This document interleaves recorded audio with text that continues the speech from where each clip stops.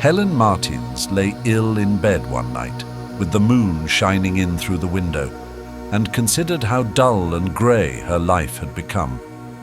She resolved there and then that she would strive to bring light and colour into her life.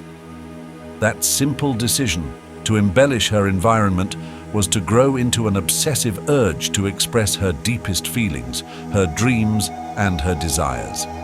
But let us start from the beginning, and let us embark on a journey to discover an enigmatic place where art, solitude and imagination converge.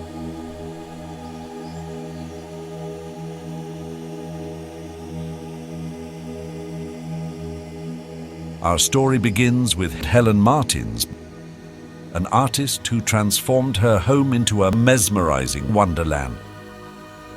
Born in New Bethesda on the 23rd of December, 1897, in the house which was later to become the Owl House, Miss Helen, as she became known, was the youngest of 6 children.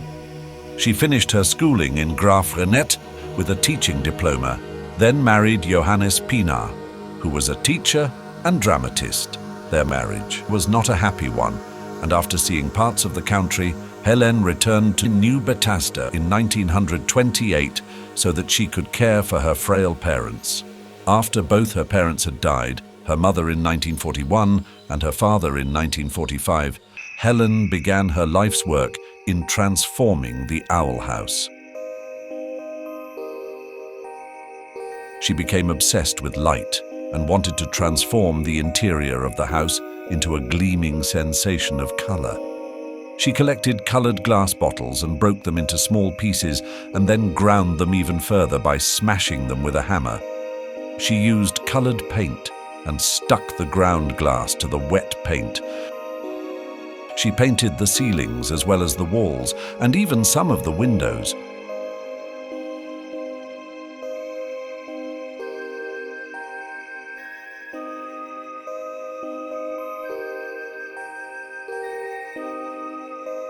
Helen had mirrors cut in the shapes of sun rays, moons and stars, and these were hung in every room.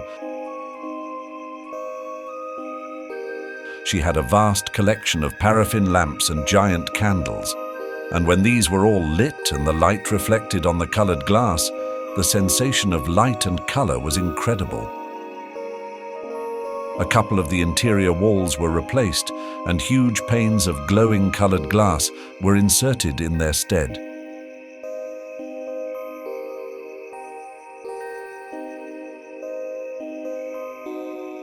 Helen would sleep in different rooms just to enjoy the kaleidoscope of color each room offered. The dining room furniture is antique. An elegant table and 6 ornate chairs. Such was the eclectic nature of the interior.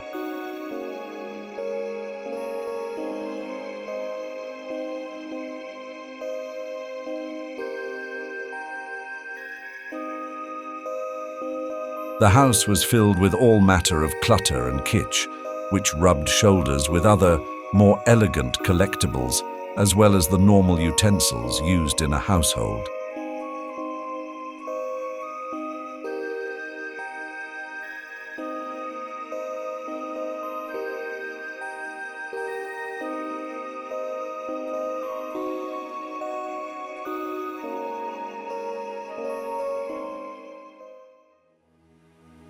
It was only when the interior of the house was virtually completed, and another marriage that only lasted 3 months, that Helen Martins begun the exterior. Over a period of 12 years, she and Koos Malgus, a local workman, created from her imaginings the hundreds of sculptures and relief figures that crowd the camel yard and cover the walls of the house. Her favorite animals, owls and camels, predominate, but all manner of real and fantastical beings are to be found.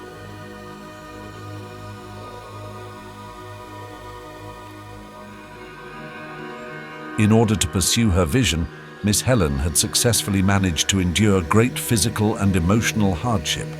That is, until her eyesight began to fail her. On a cold winter's morning in 1976, at the age of 78, Helen Martins took her own life by swallowing caustic soda. It was her wish that her creation be preserved as a museum.